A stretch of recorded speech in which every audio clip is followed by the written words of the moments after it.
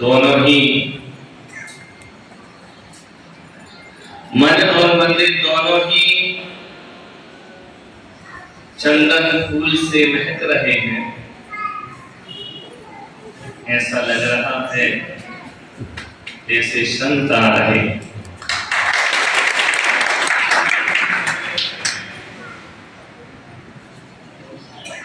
आकाश में मेघ ना गिरे, आकाश में मेघ ना गिरे तो मन का मयूर नाचने लगे तो समझना उस नगर में संतों का आगमन हो गया। सावन की बहार ना हो और फूल महकने लगे तो समझना वहां संत आ गए हैं। जहां प्रातः काल की भोर सुबह पक्षियों के कलरव से गूंज उठे और जहां छोटी समाज में बड़ी समाज का भी एहसास होने लगे तो समझना संत। बहुत उत्साह है, इतना उत्साह है। एक आदमी कह रहा था कि जब तक सूरज चांद रहेगा, मुनियों का सम्मान रहेगा, और दो धक्के हमको ही मार रहा है।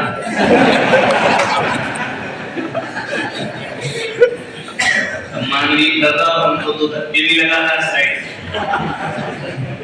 हमका फाइनल कर ले, या तो ये नारा लगाना बंद कर कि मुझे धक्के मारना बंद कर। इतने ज्यादा उत्साह से भर रहे थे कि हमें लग रहा था कि हम चल रहे हैं या मुंबई की लोकल ट्रेन में बैठ रहे हैं। मुंबई की लोकल ट्रेन में बैठना नहीं पड़ता, लोग बिठा देते हैं, और उतरना नहीं पड़ता, लोग उतार देते हैं। कोई नजारा यहाँ था। सुबह से ऐसे चारों तरफ भी चेन बना के चल रहे थे। भले पब्लिक लाखों की संख्या में ना हो, लेकिन मोबाइल में तो लाखों दिखेगी। तो पहले भी मैं यहाँ से निकला, अंदर नहीं आया था, दुकान ही था। आचार्य कनक नंदी महाराज यहाँ पर थे और रास्ते में हमारा उनसे मिलन हुआ था और वहीं से मिलकर हम आगे एक और इससे भी बड़ा उत्साहित गांव है वो जयकाड़ा।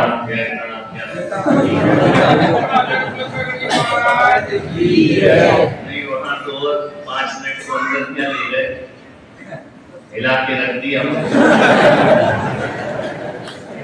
एक अम्मा तो ऐसी थी कि 80-90 साल की होगी, 5 बार वंदना करी उसने, दौड़ दौड़ के। मैंने कहा लग तो रही स्कूटी, लेकिन ट्रैक्टर का इंजन लग रहा। इस उम्र में इतनी एनर्जी, मैं थक लग रहा हूँ, वो नहीं थकी। समझ गए कि अभी राजस्थान है। मैंने सोचा था कुछ नहीं बोलूंगा, डॉक्टर ने कहा कि ज्यादा बैठना नहीं, लेकिन फिर लगता है कि तुम 6 बजे से बैठे हो तो थोड़ा मुझे बैठना चाहिए। और बहुत अच्छा यहाँ का वातावरण है। कमरे में अंदर गए नहीं है, लेकिन बाहर से अच्छा दिख रहा है। हाल भी अच्छा है, उसी में कुआं है। जीना है तो जियो, नहीं तो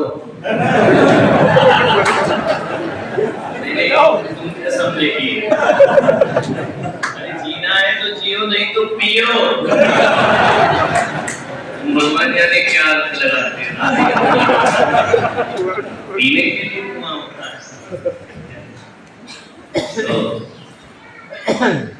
बस सुंदर यहाँ की जिन प्रतिमाएं, जिन बिंब, दूर से तो लग रहा था कि बहुत प्राचीन मूर्तियां हैं। लेकिन अंदर जाने पर लगा कि मार्बल की मूर्तियां, श्याम वर्णीय भगवान की दिव्य मूर्ति। हकीकत में बताऊं तो मैं जितना चलने में नहीं थका उतना तुम्हारे धक्कों में थक गए।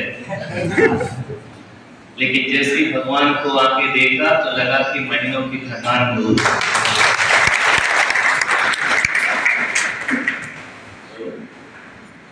मन तो कर रहा है कि 2-4 दिन रुक जाए, लेकिन आगे की टिकट का रिजर्वेशन हो चुका है। सांपला वाले 26 तारीख में इंतजार कर रहे हैं। ये पहली बार होगा कि हमारे आने से पहले यहाँ बुलक मंच बन गया। मैं कोई को भी नहीं जानता, कौन क्या है। तुम तो मुझे जानते हो, यहाँ कौन है जो मुझे नहीं जानता है?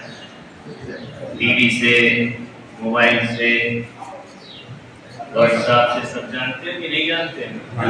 बोलो जानते हो ना? हाँ, वहाँ भी आए, इतना ज्यादा जानते हो। शिविर में आए थे वो भी जानते हैं। ऐसा है कि जब सब तुम मुझे जानते ही हो तो फिर काय को प्रवचन करा दे।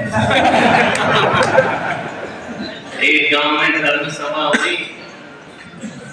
धर्म सभा में संत को बुलाया, ऐसे उत्साह था बहुत।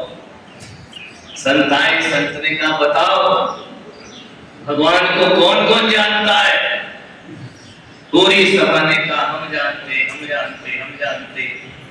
तो संत ने कहा जब तुम जानते ही हो तो फिर हमारे प्रवचन काय को करा? समाज को संत ने कहा मैं चला, तुम जानते हो प्रवचन की क्या जरूरत? लोगों ने कहा ये तो बड़ा गड़बड़ हो गया। पंचम ने कहा किया 11-20 से बोलने की क्या जरूरत थी? बोलने की जानते हो। हमने माइक लगाया, बैंड लगाया, इतना स्वागत किया, महाराज टूट गए। बस जानते हो तो मेरी क्या जरूरत? तो बोले कल प्रवचन करें। दूसरे दिन प्रवचन हुआ, रात को इसी जाजम पर बैठक हो गई। कोई भी नहीं कहना कि जानते। पूरी सुबह आ गई पब्लिक पूरी तैयार। संत ने कहा भगवान को जानते हो? पूरे गांव ने कहा नहीं जानते। महाराज ने कहा जब तुम भगवान को जानते ही नहीं हो तो मेरी क्या जरूरत है? महाराज के कमरे में फिर पंचों की बैठक किया, बड़ा लंबा। बोले क्या करें? बोले अब कल क्या करना? बोले क्या? आधे बोलना जानते हैं और आधे बोलना क्या करें? प्रवचन तो सुनना। इसलिए दूसरे तीसरे दिन फिर महाराज आए। बोले महाराज प्रवचन करो। संत ने कहा भगवान को जानते हो? आधे बोले जानते हैं, आधे बोले नहीं जानते हैं। तो संत ने कहा जो जानते हैं वो उन्हें बता दो भगवान कौन है, नहीं जानते। प्रवचन की जरूरत क्या है? फिर उठ के चले गए। बोलिए अब कौन सी स्क्रिप्ट आएगा? महाराज कहते जानते हो बता दो, मेरा गला काय को खराब करा। क्या किया जाए? गांव वालों ने नियम लिया, कुछ बोले महाराज चुप रहो, बोलने के नहीं, कुछ भी जानते ही नहीं जानते। संत पहुंचे चौथे दिन, बोले भगवान को जानते हो? समाज ऐसी बैठ गई जैसे उठावने में। बोलने नहीं, सिर नीचे। महाराज बोले कुछ तो बोलो। बच्चों ने कहा बोले कि फंसे, कुछ नहीं बोलने का, जानते हो या नहीं जानते, चुपचाप। संत ने 3 बार कहा जानते हो? जब सब मौन हो गए, संतों ने कहा जब तुम खाली हो गए अब मैं बताऊंगा भगवान क्या। जब आदमी के भीतर पहले से उत्तर तैयार हो तो उसे समझाना बहुत मुश्किल का काम है कि हाँ जानते हो, नहीं जानते हो, आधे जानते हो, नहीं जानते। जब स्लेट पर पहले से कुछ लिखा हो तो स्लेट पर लिखना बहुत मुश्किल का काम है। संत कह रहे थे कि इनकी स्लेट साफ हो जाए तो मैं इसमें कुछ लिखूं। चाय की प्याली पहले से भरी हो तो उसमें और चाय डालना बेवकूफी है। चाय नीचे गिरेगी, बर्बाद होगी, किसी के पेट में नहीं जाएगी। लेकिन जब प्याली पूरी खाली हो जाती है तब संत उसमें अमृत डाला करते हैं। कि अभी तो तुम जानते हो,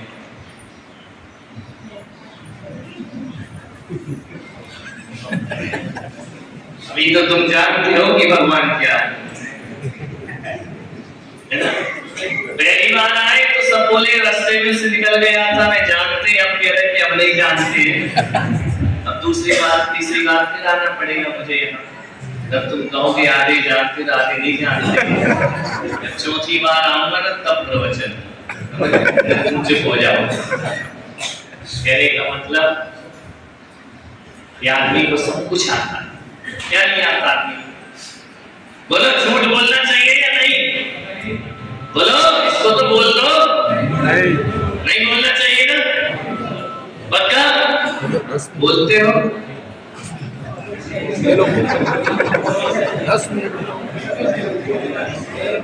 सबको मालूम है झूठ नहीं बोलना चाहिए, फिर भी आदमी झूठ। किसी का दिल दुखाना चाहिए कि नहीं?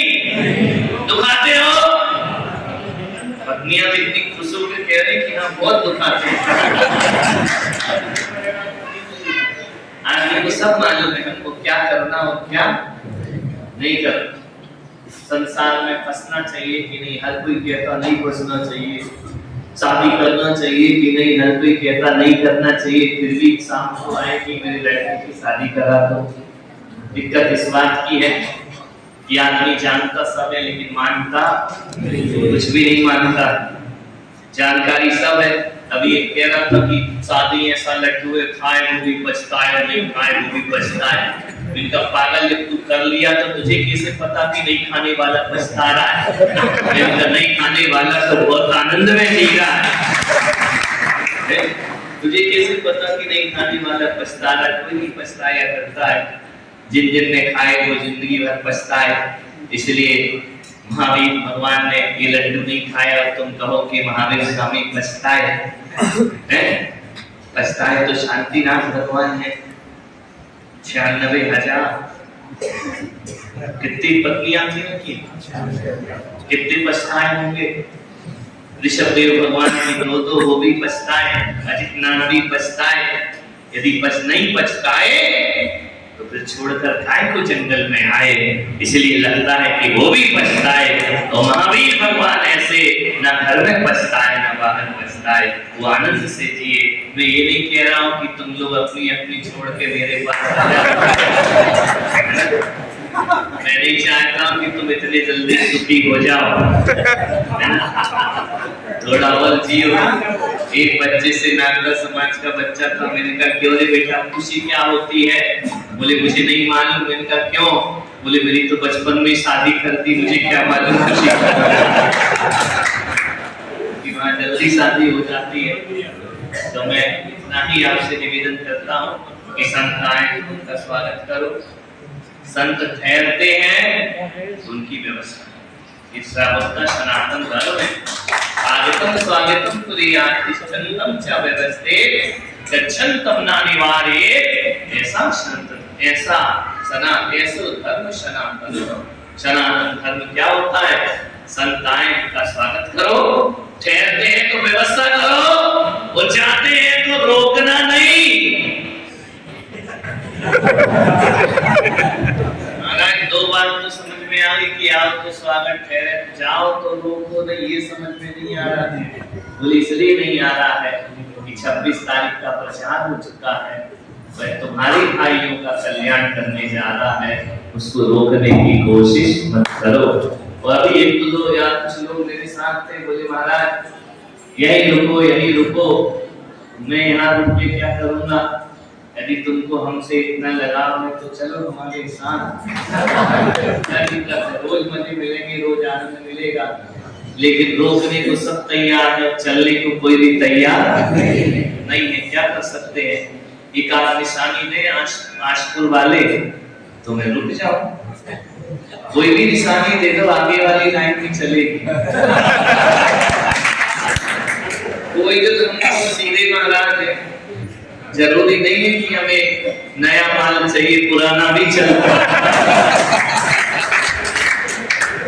पुराने में रह जाते क्या करेंगे, दो चार 5 साल भी खेल लेंगे, फिर टूट जाएगा खिलौना, फिर अपन दूसरा माल लेने फिर राष्ट्र आ जाएंगे। तो वही चलता हूँ बात, भाई तुम लाए हो अपने फायदे के लिए, हम आए हैं अपने फायदे के लिए। ये वाली लाइन पूरी खाली पड़ी है। जितने भी सेठ हैं, अध्यक्ष हैं, पूरी समाज ताली बजाने के लिए जाओ महाराज, इनको मोक्ष हो या नहीं हो, हमको तो हो जाएगा।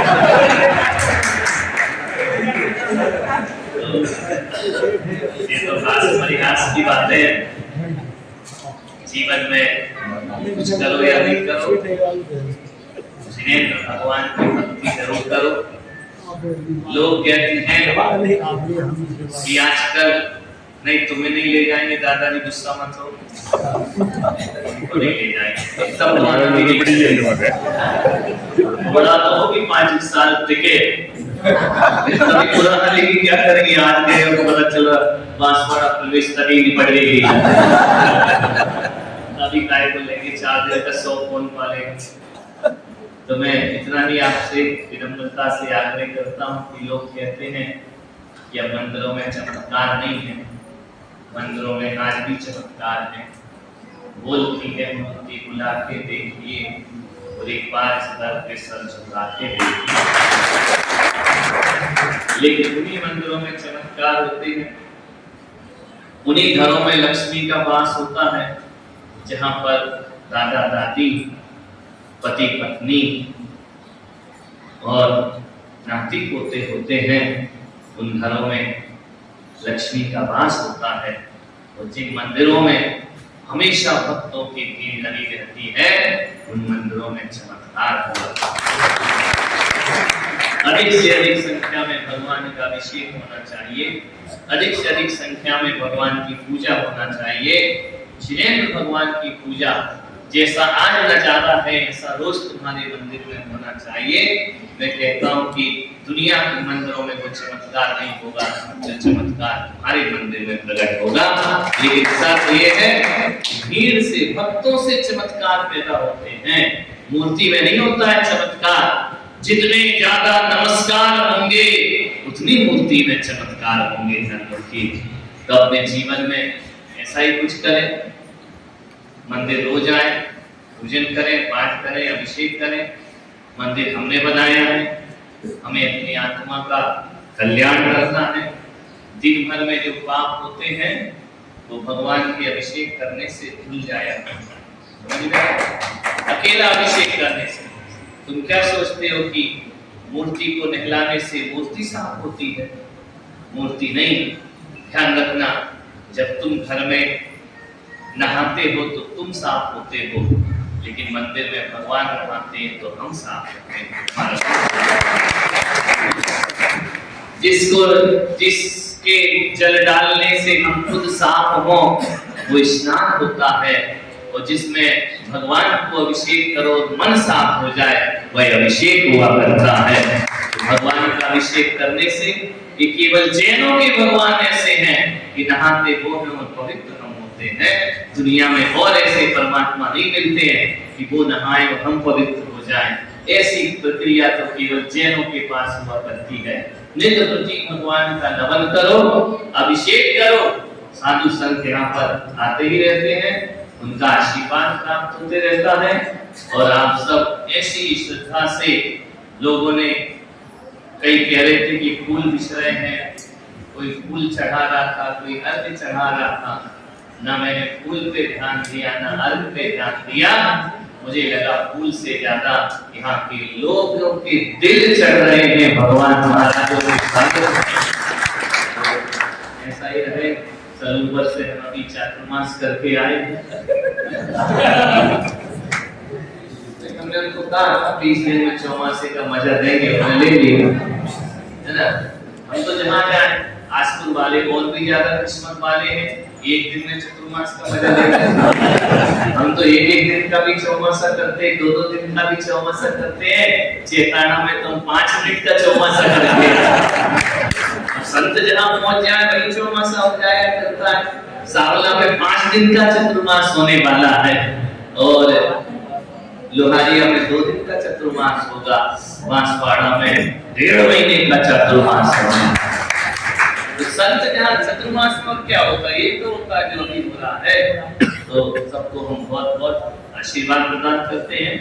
ऐसी ही श्रद्धाएं, ऐसी भक्तियां मैं दुनिया के किसी भी कोने में बिहार कर जाऊं, लेकिन ये कह सकता हूं कि जो श्रद्धा भक्ति राजस्थान में मिलती वो दुनिया में किसी भी राज्य में